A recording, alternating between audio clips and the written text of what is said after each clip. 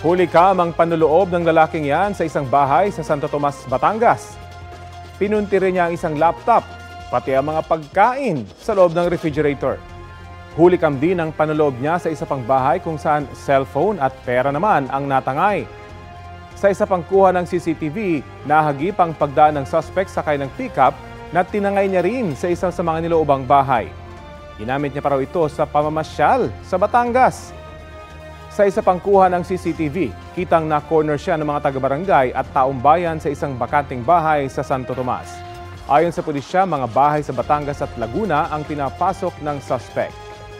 Mahaharap sa kaukulang reklamang suspect na humihingi ng tawad sa kanyang mga biktima.